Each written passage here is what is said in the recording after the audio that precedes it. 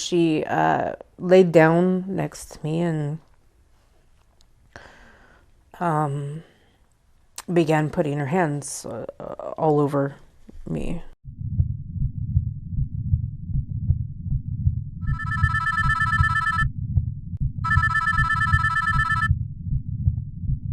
And I was just wondering if the people at the academy there or at the parish were aware of what took place with you and Julia Rose? I have no idea. You have no idea?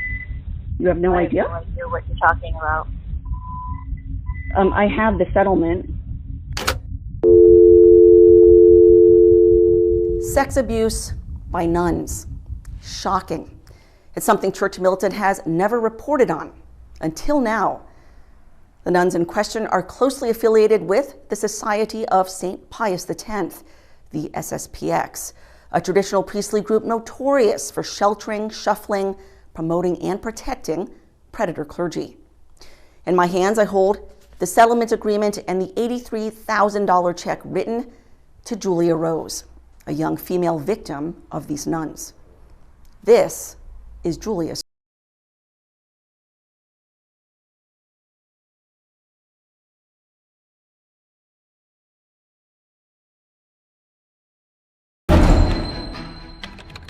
My parents divorced when I was very young.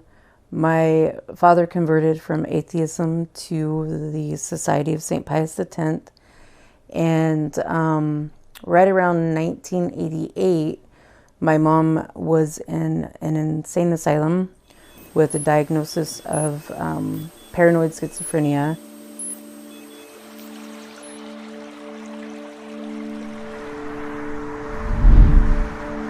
Julia Rose was just a child when her father moved their family to Post Falls, Idaho, to join an SSPX community. Around 1991, traditionalist nuns in France planned to start up a new academy in Post Falls. They work very closely with the SSPX at all of their schools in France, at least from when I was there, and then Post Falls. They're known as the Sisters of the Holy Name of Jesus of Fanjeaux, founded in 1800 in Toulouse, France. In 1885, they became formally affiliated with the Dominican Order. Fast forward to 1975, during the liturgical turmoil following Vatican II. Some of the sisters broke off from the congregation to form their own community in Fanjeaux, in southern France. Et donc en 1975, Mère Anne-Marie Simoulin est partie de la congrégation pour pouvoir conserver la transmission de la foi catholique aux enfants et la messe. Ça a été la bataille, encore une fois, la bataille de la messe. Donc elles sont parties à Fanjeaux, qui est le lieu où Saint-Dominique a été pendant 10 ans. Il s'est installé donc dans le village même de Fanjeaux. Là aussi, c'était providentiel. They came to associate with Archbishop Marcel Lefebvre and the priestly group he founded, the SSPX, a close association that continues to this day. These Dominicans are not technically religious. As their website states, the sisters belong to the Third Order of St. Dominic. In other words, they're laity, except they live in community and wear habits. According to their self-description, school life will be characterized above all by an atmosphere of honesty in every sense of the word, of trust and openness, of enthusiasm and joy. A little girl today, a valiant woman tomorrow. They have schools in France, Germany, and Switzerland. Their first school in the U.S. was in Post Falls and is called St. Dominic. Here in the U.S., they call themselves the Teaching Sisters of St. Dominic.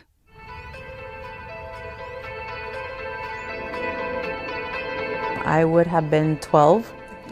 There were 52 students that year and 7 nuns. I think they rented classrooms from a Protestant church because we didn't have space anymore, and then we would walk down to the Immaculate Conception every day for daily Mass.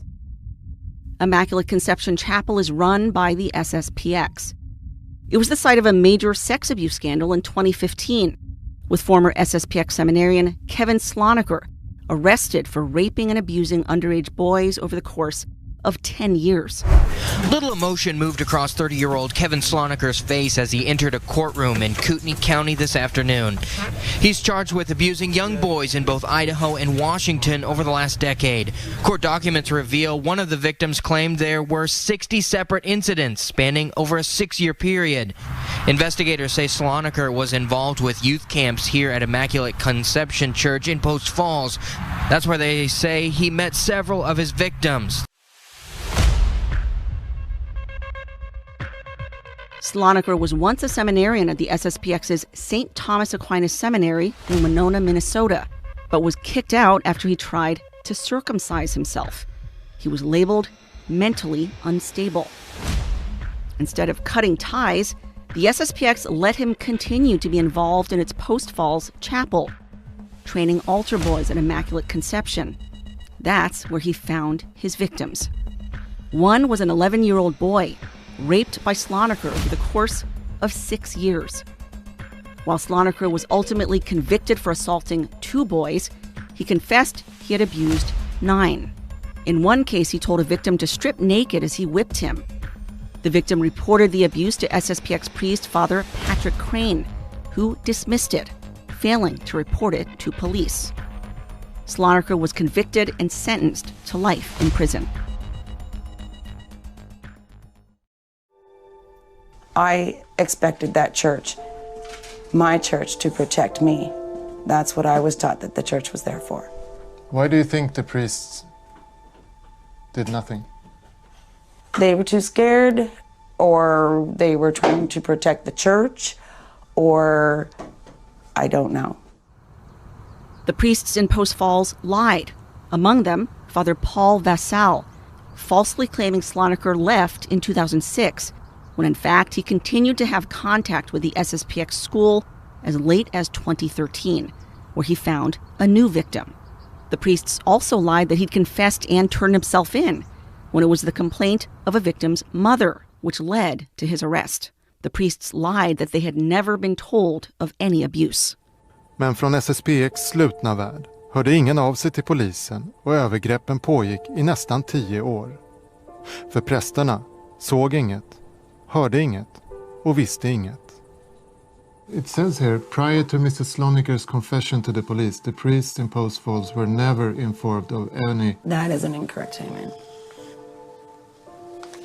That is an incorrect statement. How are you so sure? My dad went and spoke to them. Just a few years later, Sloniker's own brother, Paul, also heavily involved in the SSPX, would be arrested in 2019 and charged with 9 counts of child sex abuse, including child rape. He pled guilty to 1 count of child molestation in 2022. As to Father Vassal, he was quietly sent away from Post Falls to the SSPX seminary in Dillwyn, Virginia, where he remains today. Back in 2016, Vassal gave an interview confirming the SSPX's continuing close relationship with the Dominican Sisters. We are happy to give our support and aid to the Dominican Sisters of Post Falls by giving them the holy sacrifice of the Mass and the sacraments. How soon after that would you say the grooming began? So, things were really rough at home with my dad. I mean, it was so rough that my mom, still diagnosed paranoid schizophrenic, was awarded custody over my sister, over my dad, like taken away from my dad, because he was abusive. He was physically abusive. And it was to the point where one time he choked me, and I got out, ran to the neighbors. After another violent outburst from her dad, Julia ran away again. The only number she knew to call was that of the Dominican Sisters. Mother Marie Reginald, whose real name is Ellen Penelope Betts, showed up, took Julia home, helped pack her bags, and brought her to St. Dominic's. So he agreed to just pay the money every month for my tuition, for my room and board, to make decisions over me. Collectively, they decided that was better than a single male raising a teenage daughter, especially under those circumstances. So the grooming began pretty soon after that. It started with little things. Mother Marie Reginald would spend extra time helping Julia with homework, paying her special attention, showering her with compliments, telling her again and again how smart she was. One day, as they were chatting outside Mother's room, according to Julia, Mother Marie Reginald made it physical.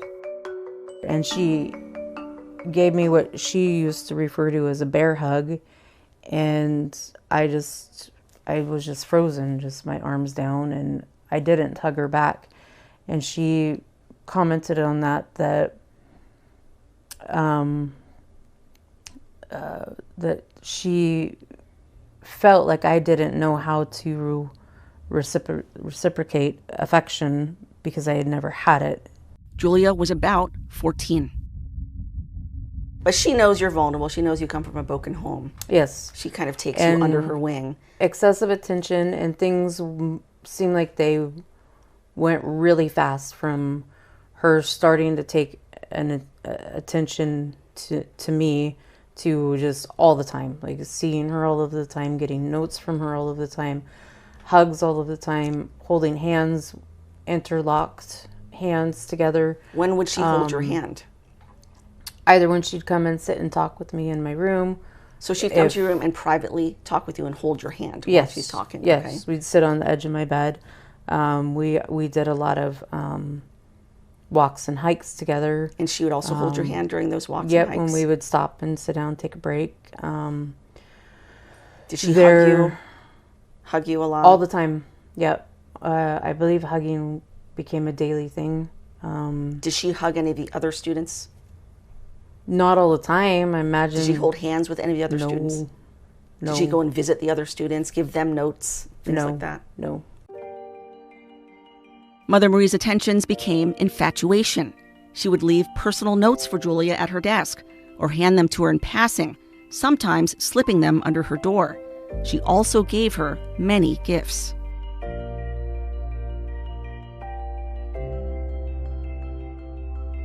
That's JR. So it's JR embroidered for me by Mother Marie Reginald. And it's, it's again a table napkin. I don't know if this one's embroidered or not. She made actual skirts for me that she sewed as well. One of them was kind of similar to that design. It was the same material. Okay. Just another one here. That's just a plain table napkin. All these covers she sewed for me, and then sewed the little rose on there for identification going through the wash. I had multiple handkerchiefs of hers. Her name is Ellen Betts, so this handkerchief has her name sewn on it. This was her property. I threw away all the other ones. Her gift giving even extended to her childhood medals and ribbons. So she was a gymnast, and she gave me medals from, this one doesn't have a date, but essentially from when she was a child/teenager. Did she tell you why you were getting these gifts from her? These are things that she had from her childhood. Yeah. Why would she be giving them to you? She's a nun. She's a sister. You're a student. Why would she give them to you? She thought I would like them, to have them. I felt privileged. Perhaps the strangest thing Mother Marie did was invent a code word to communicate her infatuation. And that code word was tree, so T-R-E-E. So she pulled you aside privately one day and said, my code word to tell you that I love you is the word tree. Correct. So whenever you see the word tree or you hear it, I'm really saying I love you. Okay. Yes. And in her notes even, she would oftentimes put, tree freely, tree purely. She would speak the word tree at random times. She would compose poems with the word tree. This was Christmas tree at the bottom. And it says, tree freely, tree purely, forever unto God, and the end without end, your mother. So that really means, I love you freely, I love you purely. Yeah. Mother Marie even put the code in the school newsletter. But this one, she begins the note with, "Dear Julia, you must find a Christmas tree in the next newsletter." The code was found in the first letter of each paragraph, which would spell out the word tree. She inserted this code into several newsletters. Her grooming and abuse went on for years until another sister stepped in and took things farther.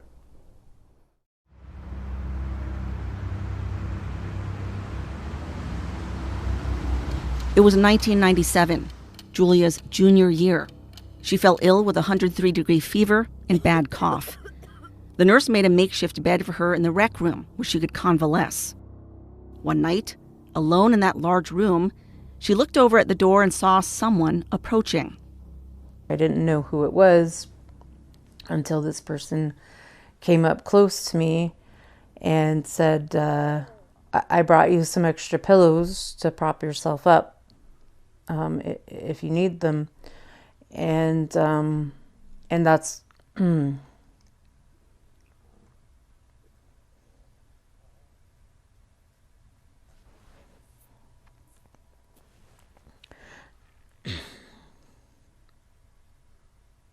Take your time.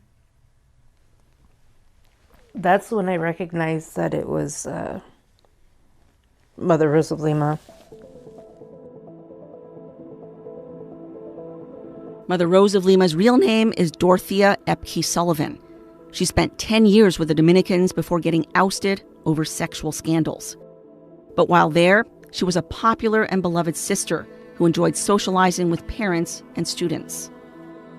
And she was not in her habit. She was in her nightgown with her bathrobe over it. And she laid down next to me and began putting her hands all over me. And I just laid there stiff as a board. The assault was detailed in a January 18, 2006 letter written by Julia, sent to St. Dominic School. During the next 45 minutes or so, she also laid down by me and proceeded to sexually molest me by touching, rubbing, and petting my breasts and pelvis area. Not only was I sick and without resistance ability, but I had never had any sexual contact with any person, and this event completely surprised me. I had no idea what was happening to me. I was tense, completely silent, and unable to react to this authority figure taking advantage of me. From that point on, Sister Rose of Lima became obsessed with me. Mother Rose of Lima was relentless. She would come to my room all the time. I would lock the door. She would knock and knock and knock till I'd open it. If I didn't open it, she'd go into the storage closet, which was right next to my room. Like Mother Marie Reginald, Sister Rose of Lima also developed a code word for I love you. So THREE. So Mother Mary Reginald's code word for you was tree, to say I love you. Mm-hmm. And then Sister Rose of Lima's code word to say I love you is three. Correct. Very coincidental. Correct. And so when I wouldn't unlock my door, she'd go to that storage closet and tap on the wall. 1, 2, 3. 1, 2, 3. Like to an insane amount of times.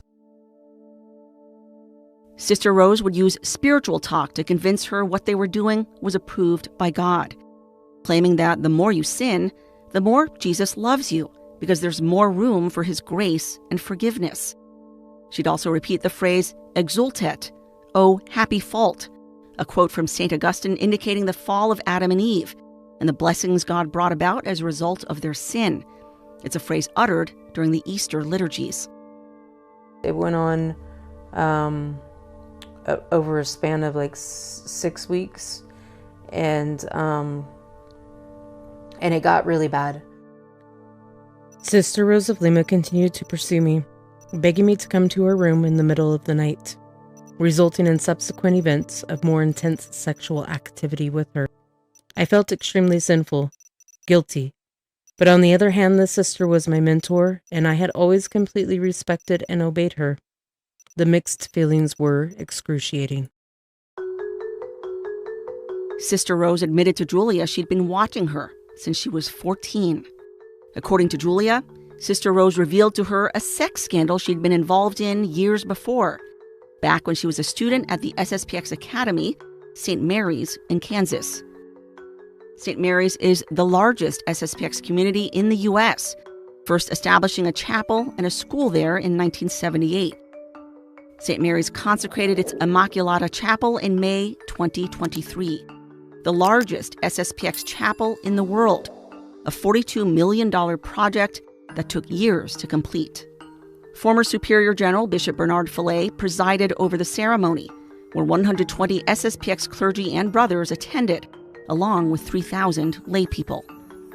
But behind the pious facade lies a troubling history of abuse, the focus of our reporting in a 2020 spotlight. It was Anglès who Michael Gonzalez identified as having sodomized him when he was 14 years old, confiding his terrible secret to his oldest sister. And then finally, he broke down one day and he just started crying and he told me who it was. And he had confided in me and told me it was Father Anglès. But Anglès is only one among multiple SSPX clergy now under a statewide criminal probe for sexual grooming, rape, pederasty, and other crimes, with the cover-up reaching to the highest levels of leadership. From St. Mary's, Kansas, to Eugene, Oregon, to Post Falls, Idaho, to Belgium, France, the Philippines, and beyond, all around the globe, the SSPX has covered up numerous cases of sex abuse over decades, much of it kept hidden because whistleblowers say they're punished and victims shamed. Julia says Mother Rose engaged in a homosexual affair at St. Mary's. SSPX priest Father Hervé de la Tour, former rector of St. Mary's, found out. Dorothea then went on to the Dominicans of Fangeau in France, after Father de la Tour reportedly wrote a glowing letter of recommendation. And he knew of it, and he actually wrote her a letter that helped convince the nuns accept her into the convent. So he played a big role in following her around for many, many years, and trying to help keep things quiet. Father de la Tour is also implicated in covering up sex abuse at St. Mary's. As Church Milton reported in our spotlight, SSPX cover-up continues. Fellow French SSPX priest Father Pierre Duverger was accused by multiple young women of sexual grooming and assault, including a 12-year-old girl he was counseling in France, an emotionally and psychologically damaged girl who turned to her priest for help and who instead used her trauma for his own sexual gratification. Father Duverger focused on explicit and sexual details. Duverger was also in the habit of engaging in late-night FaceTime sessions with girls he was counseling, sometimes calling past midnight, sending numerous selfies, some of them shown here. He would ask the girls to call him Daddy, at times signing off by saying, "Daddy loves you." He would even ask them to appear in their underwear.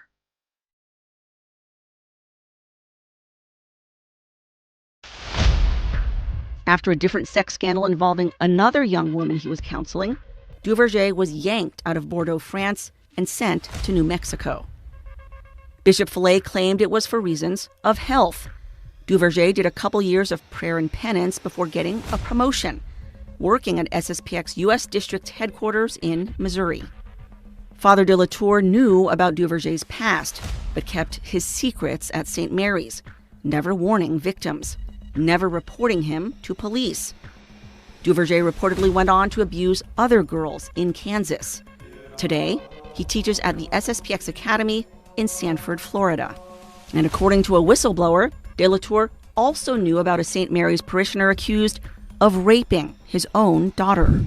3 SSPX priests, Father Todd Angeli, Father Hervé de Latour, and Father Kenneth Novak, refused to help one of Palmieri's abuse victims, who was molested from age 8 to 15. Palmieri engaged in oral sex as well as sexual intercourse with her. In fact, both Angeli, pastor of Assumption Chapel at the time, and de Latour told her and her then-fiancé Kyle White, who spoke with Church Militant, that it would be a mortal sin to report Palmieri, as it would ruin his reputation.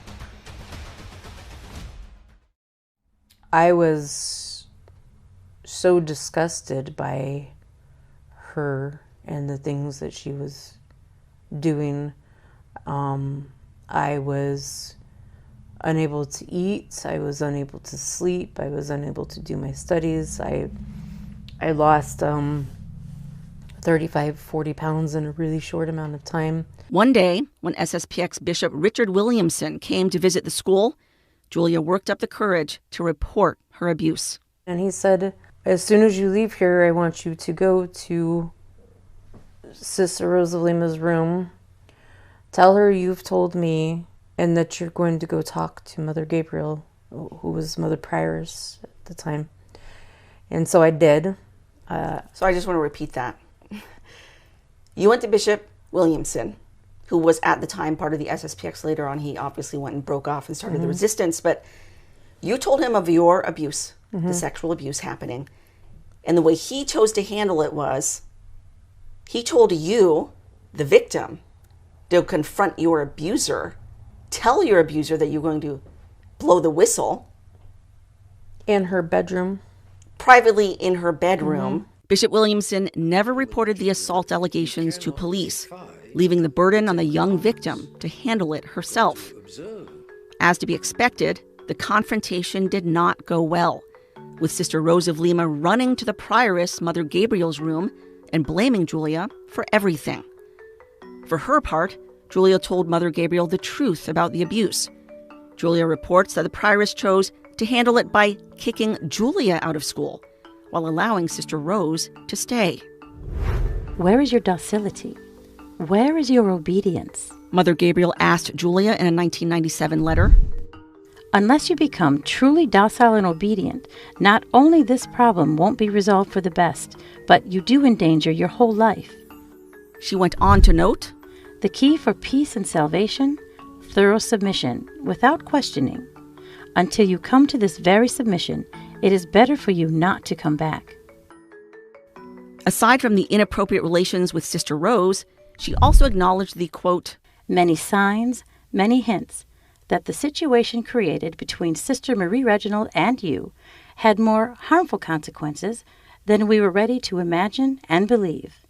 But it is real. From Julia's 2006 letter. Rather than receiving counseling, sympathy, and/or apologies, I was made to feel as though it were my fault. Mother Gabriel ordered that I go away to Texas to live with a specific family, which I refused to do. I left Post Falls for a time, but could not come to a resolution of my situation. Over the next few years, I tried to tell other priests and nuns, but I was treated as some sort of pariah, told to forget, to move on with my life, etc. Sister Rose of Lima was sent back to the Dominicans in France. Fast forward 9 years to 2006. Mother Gabriel was forced to apologize for the way she mishandled the incident. I wish to acknowledge on behalf of Mother General, the congregation, and myself, our lack of experience in dealing with such events as you reported in early 1997. When you reported the events to me, I was shocked, horrified, and saddened that such an event had happened to you at our school. Both our congregation and I have learned that there are better ways that we could have addressed this for you. The apology came after Julia submitted a formal complaint to the school, detailing her abuse. The Dominican sisters agreed to pay her $83,000 in exchange for her promise not to sue the community. The agreement also imposed silence, a confidentiality clause banning Julia from speaking about the terms of the settlement with anyone. After 17 years of silence, Julia has finally chosen to speak, knowing that silence only benefits the perpetrators, not the victims. I do know that when Mother Rosalima was sent back to France for her back, she immediately engaged in sexual activities with this nun in the novitiate who had been her former student prior to her ending up in the States. So what did they do with her then? They told her she had 24 hours to leave the convent. The Dominican sisters kicked her out once and for all. They set her up with a place to live in Veneta, Oregon, a job to teach at the society school in Veneta, Oregon, and $1,000 a month for a year to say thank you for your service in our convent. So even after knowing about her sexual abuse of you, and then engaging in sexual relations with one of the novices in France, they still put her in a post in a school with access to children and paid her. Yes. Losing her religious name, Sister Rosa of Lima went back to being Dorothea Epke, reinventing herself and going on to get married to John Sullivan, with whom she's had 6 children. While she's no longer teaching, she remains heavily involved in the school. We tracked Dorothea down and spoke with her. And I was just wondering if the people at the academy there or at the parish were aware of what took place with you and Julia Rose. May I ask who's calling? This is Christine Niles from St. Michael's Media, church militant. I have no idea. You have no idea? I have no idea what you're talking about. I have the settlement. Dorothea followed up with a text message. I do not teach at any school. I do not wish to discuss with you anything about the Dominicans. This reporter followed up with a series of texts. Do you have any message for your victim? Any message of apology or contrition? Do you have any idea how the abuse she suffered at your hands affected the rest of her life? No response. Incidentally, Veneta happens to be the site of another SSPX sex abuse scandal involving local millionaire and benefactor James Zimmerman, who did 4 years behind bars for sexually assaulting 2 underage girls. The SSPX community blamed the victims while rallying around the abuser. The abuse he committed was outlined in a 14-count indictment. It showed the abuse of the minor girls occurred at the SSPX-run St. Thomas Becket Academy and occurred not just on school property, but also during school hours. Zimmerman even placing a sleeping bag in a room next to the church bell tower where he would assault one of the girls.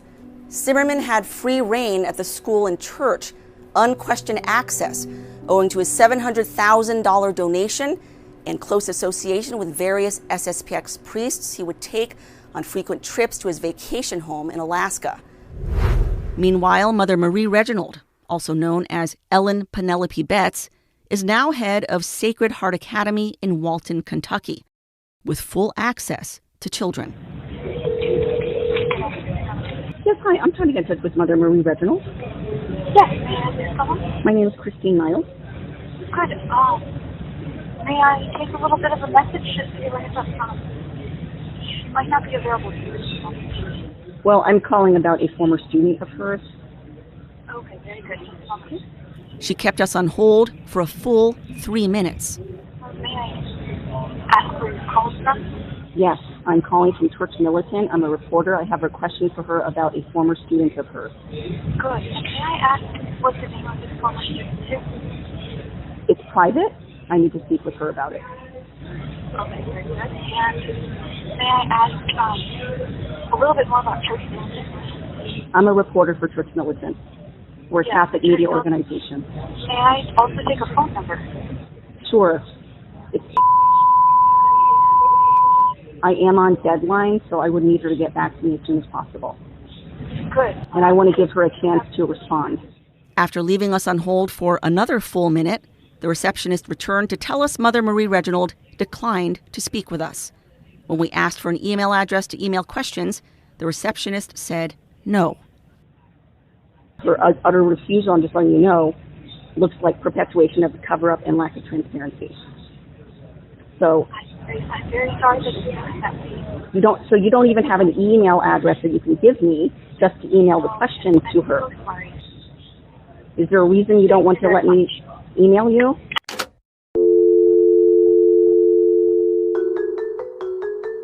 Julia turned to SSPX priests in the 2000s, seeking help. Among them, Father Patrick Crane, the same one who failed to report Slonaker's abuse. According to Julia, Crane visited her one night when she was drinking and suicidal. She told him all about her abuse, weeping and hoping he would help. Nothing was ever done. He referred her to Father Patrick Summers, to whom she also confided her abuse. Again, nothing was done. While I still hold my faith in God, my confidence and trust in the Dominicans and priests of the SSPX, organizations I once held in the highest regard and esteem, have been completely destroyed. My abilities to develop trusting and loving relationships with others and to lead a normal, productive life have been devastated. I've been on a path of healing for a long time, and I know that unfortunately these things are in a lot of places and they happen. They should never happen, but they do, and they probably always will. However, had the adults and the authority handled it in a proper way, my life would be so much different. It's so much less suffering and pain, and so many fewer patterns and cycles of me returning to abusive situations.